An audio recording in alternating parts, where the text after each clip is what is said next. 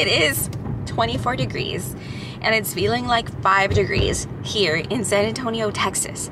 Our students have a day off for today. It's not because of the weather, it was already in our district calendar, but I have to work. It is a staff work day. We are gonna catch up today on documentation. I'm also gonna set up a mental health training, and then I'm gonna be answering your questions. If you don't follow me on Instagram, you absolutely need to. This is my social work scrapbook. I kind of show a little bit of the day in my life. I already see 2 questions. I'm gonna head into the office already.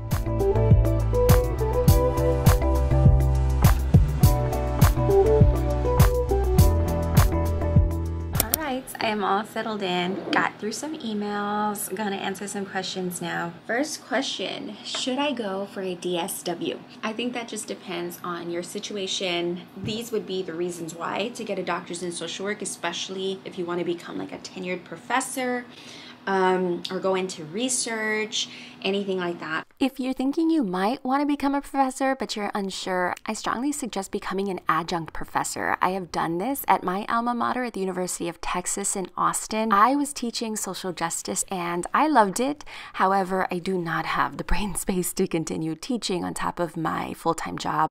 But I would do it again if presented with the right opportunity. I would really love to teach direct practice or introduction to school social work. So in all honesty, I have been pressured to go for my doctorate by my husband and even some colleagues and things like that. I have some colleagues that are going for a doctor's in social work and I am so proud of them.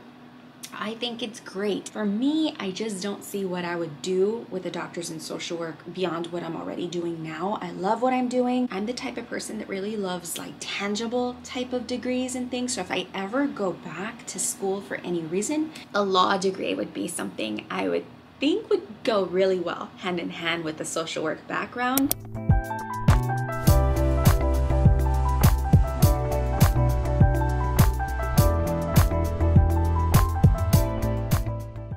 For those of you that may be in your social work classes now and trying to find a good starter job, I suggest working in different areas to figure out what population truly speaks to your heart. So if you believe that it might be school social work, then of course you can watch my vlogs and see how it looks on the day-to-day, but nothing is better than working at an actual school district as a paraprofessional or a behavior specialist so you can get that firsthand knowledge and see if it's a good fit for you.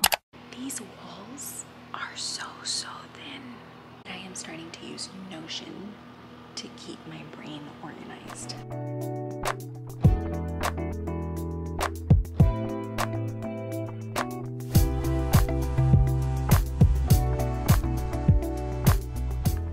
My biggest tip if you're new to school social work in general is do not reinvent the wheel. Please check out my Teachers Pay Teachers. Right now I have a few resources up there that will help you organize yourself. You are gonna have to be super organized, especially with the different referrals that you get. So this digital caseload tracker is perfect for a school social worker that is serving 1 or even 2 campuses. I mean, mainly more. It is digital, so you can access it through your computer, through your phone, even though I don't suggest that. You need to have really good workplace boundaries.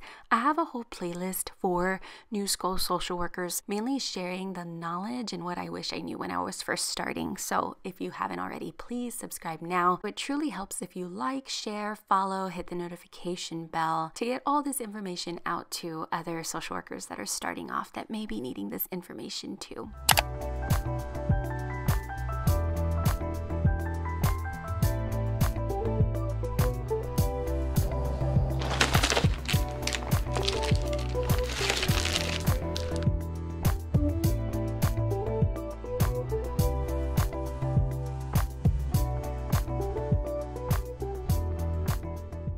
I got this wonderful question that I kind of played with over on Instagram because I am a supervisor for LMSWs in Texas, and I love supervising, especially school social workers. Essentially, what you're looking for in a supervisor are these things.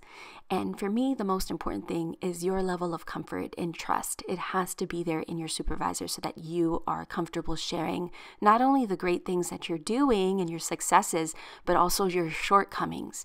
You need to be able to staff the situations that got out of hand, that were scary, that you don't know what to do in, and not feel like you have to please your supervisor. All of you in person, and I am super excited. Thank you for joining me all this time. Do we have any questions? I don't want to cut anyone off. If you feel like your supervisor is toxic in any way, then yes, my biggest tip is, number one, you recognize it, and that's awesome, but now you do have to leave, and it is definitely okay to let them know that you are going to seek outside supervision.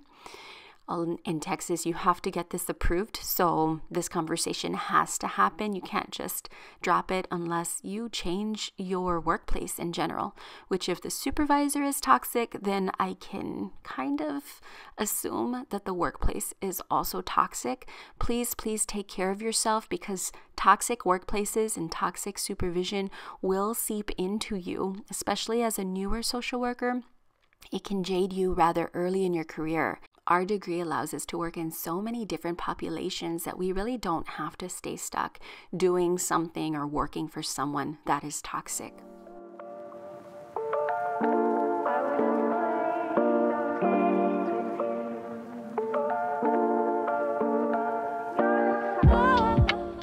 This is not a question, but I certainly love the appreciation, and I truly love that it's helping y'all gain the motivation to take the clinical social work exam. Good luck.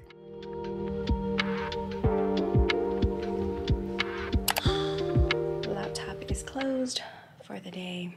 It's a short work week, so I only have Wednesday, Thursday, and Friday, and I'm going to scramble the rest of the week to meet with students. Hopefully they're all back tomorrow. But I don't know, because it's still cold.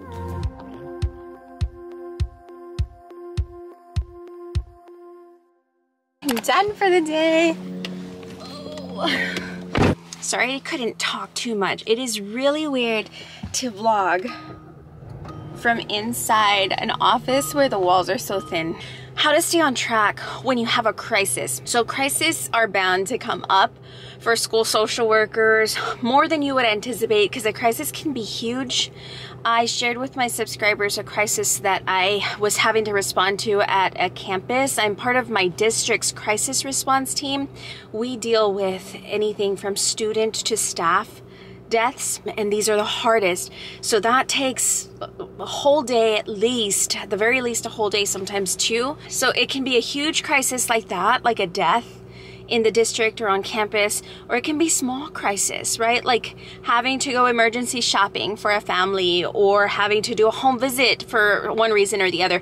It throws off your schedule. My best advice, plan a day that you do not do anything but documentation. I want to say it that way, because you really should be having a day for documentation so you don't fall behind. You have that flex day to catch up on what you might have missed. So mine is on a Friday. It's nice to kind of have a little break at the end of the week. So I'm hustle, go mode Monday through Thursday, and then on Friday I slow down a bit. I'm either doing my documentation or I'm catching up on things that I wasn't able to do because of whatever crisis pulled me from my regular work schedule. Let's check out what other questions came out before I start my drive home.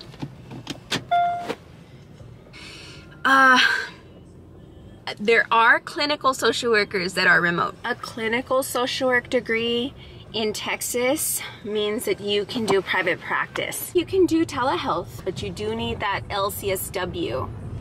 And I'm actually a supervisor for LMSWs that are hoping to become LCSWs. I do offer supervision services. They are all virtual, and they're only for LMSWs in Texas, because that's where I'm board certified to provide supervision.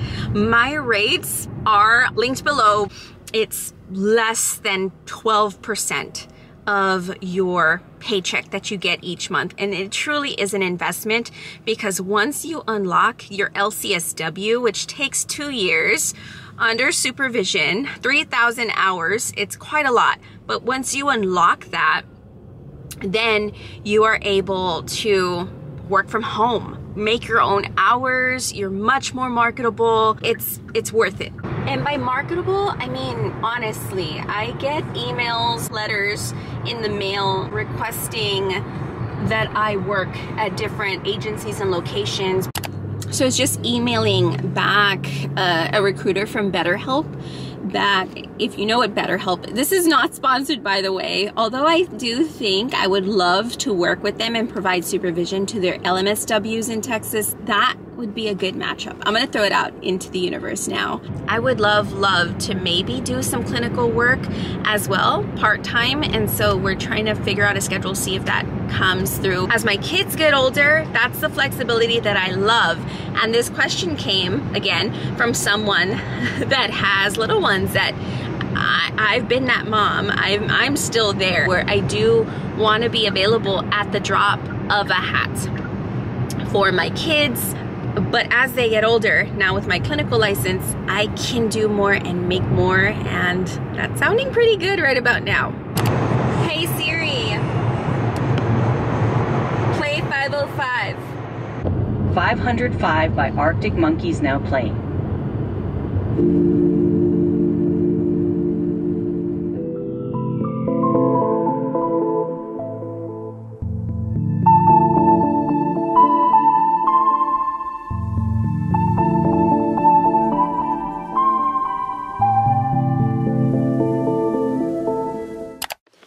We just made it home safely. How to leave work at work / turn your brain off of social work mode once you go home. When I don't have the kids with me, will blast whatever music I want and just sing. If you can do that, do that. I turn off my brain by seriously taking off my badge and leaving it in my car. If you have little ones and kids, honestly, I unpack their day. Sometimes it can sound stressful, but they really enjoy telling me about their day and what's going on, and I just listen. I don't have to give advice, even though I want to. This is what I'm dealing with right here. Guys, this is why you have to subscribe. I want to provide you great consultation and advice and things like that, but it's hard, it's tough. So real quick before I finish off, and then I'll link you to a longer, better video since I feel rushed. How would you handle a situation where job turnover for teachers is high and accommodations are not being met because teachers refuse it and parents are upset? Yeah, and rightfully so.